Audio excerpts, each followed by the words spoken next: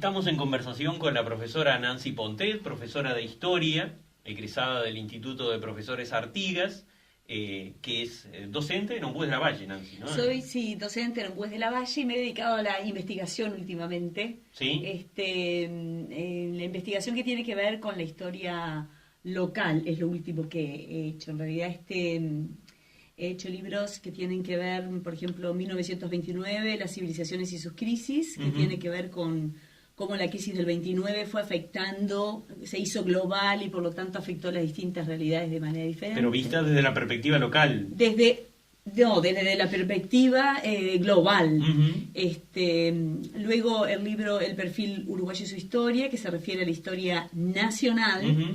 Y en historia local he escrito sobre el lugar donde vivo, Claro. Ombués de la Valle, desde la prehistoria hasta prácticamente 1930, en que fuimos nombrado pueblo. Ahí está. Así que también me dedico a la investigación.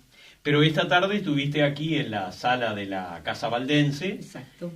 compartiendo una conferencia, una charla sobre un tema que está muy en el tapete, digamos así, en estos tiempos. O tú decías en tu charla, aparece cíclicamente, que es el tema de la laicidad. Exactamente. Primero quiero aprovechar a hacer público el agradecimiento de esta invitación. Siempre me es muy grato conectarme con el público de Valdense.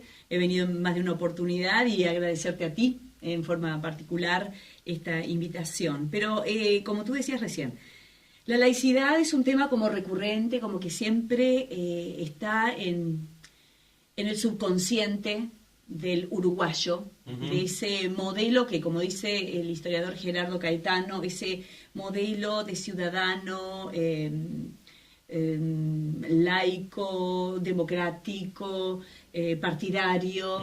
Entonces, a veces hay determinadas puntas o acontecimientos que vuelven a traer a la mesa, al tapete, la discusión de si nuestros espacios están siendo lo suficientemente laicos. Ahí está. Porque en realidad nosotros traemos una historia, tenemos una tradición histórica que ya desde inicios del siglo XIX se ha instalado la idea de la laicidad, de la separación, de la secularización y separación de las funciones políticas de las religiosas.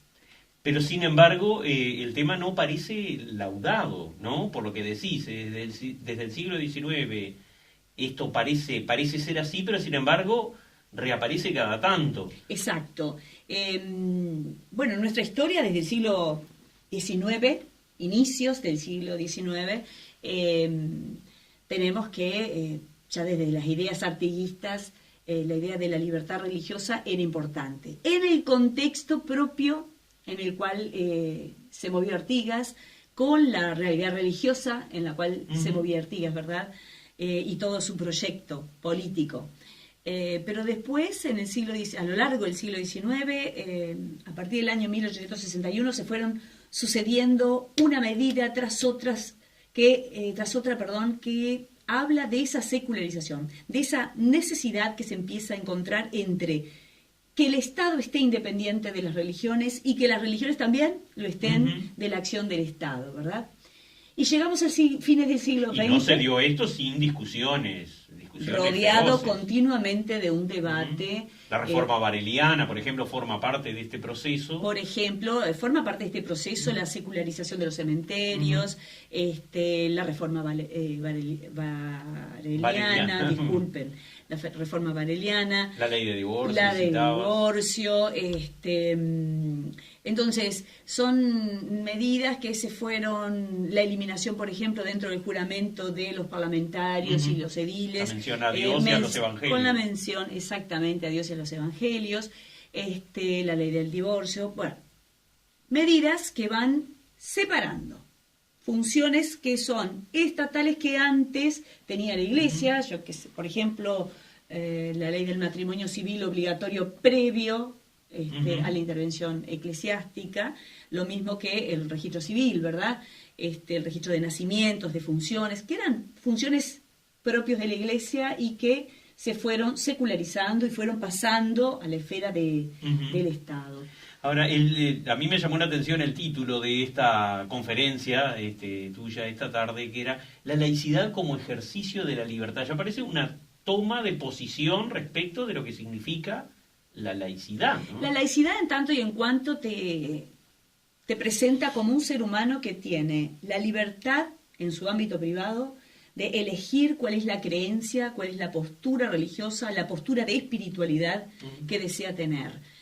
Laicidad en tanto y en cuanto no seas discriminado por esa creencia o por esa falta de creencia, porque también está el espacio para no creer. Y laicidad en cuanto y en tanto es,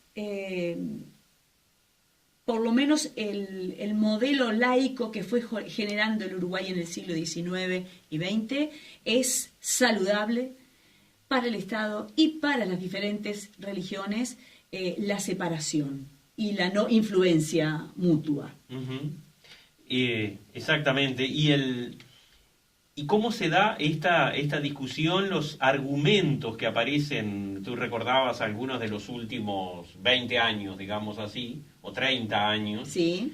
Y los argumentos en favor de la defensa de la laicidad, o cómo determinados hechos parece que atentaran contra esa laicidad, son argumentos que se repiten.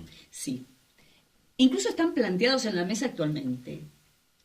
La laicidad desde la información o desde la abstinencia, que algunos consideran que abstenerse laicidad abstencionista. Abstencionista, exactamente. Hoy, ¿no? La laicidad abstencionista es la que movió ese modelo laico uruguayo. O sea, ¿en qué consiste? Que el Estado se abstiene de manifestaciones públicas a favor de una religión. Se abstiene de mantener económicamente a una religión, se abstiene de invitar a autoridades religiosas ante un acto público. ¿La abstención para qué? La abstención en el ámbito público, para que en el ámbito privado el uruguayo, la uruguaya pueda elegir libremente la creencia y su postura espiritual. Sin embargo, también antes y hoy se sigue moviendo las posturas de no, es bueno dar la mayor información posible, incluso en el ámbito público. He aquí que se genera este debate. Tenemos una gran postura que quiere hablar de demos la mayor información posible en el ámbito público para que las personas puedan elegir libremente, desde la información, puedan elegir su postura religiosa o sus creencias religiosas.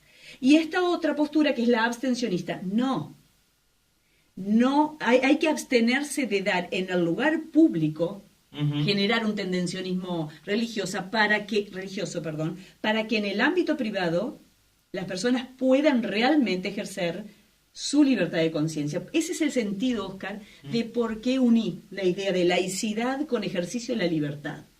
Porque la laicidad es ese derecho que tú tienes de elegir libremente y en pie de igualdad con los demás cuál es tu creencia. Y eso considero que es el fundamento, libertad e igualdad, considero que son derechos básicos para nuestro régimen democrático. Y la participación de la gente que estuvo hoy en la charla fue muy activa, ¿no? Y generó un interés muy grande, o tal vez el interés está generado y justamente esta charla responde a ese interés.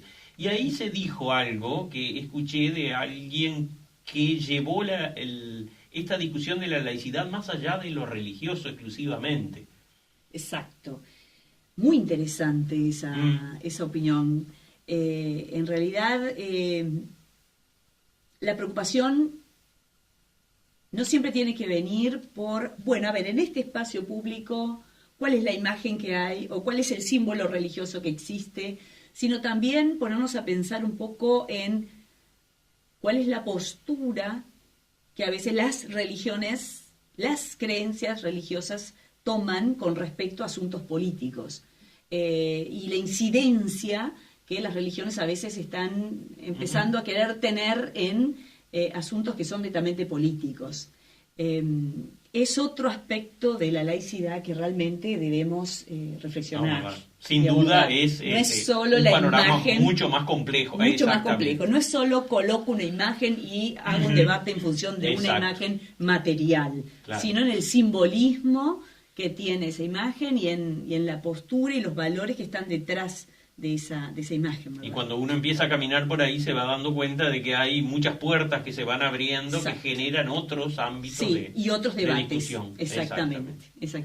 Bueno, te agradecemos muchísimo por la participación esta tarde en esta conferencia, en esta charla y también por este momento. Muchísimas gracias a ustedes, espero haberles sido útil desde mi humilde información, más bien de carácter histórico, pero la verdad que fue muy nutrido, fue muy recíproco este crecimiento y agradezco también este espacio que me están dando en los medios audiovisuales. Muchas gracias.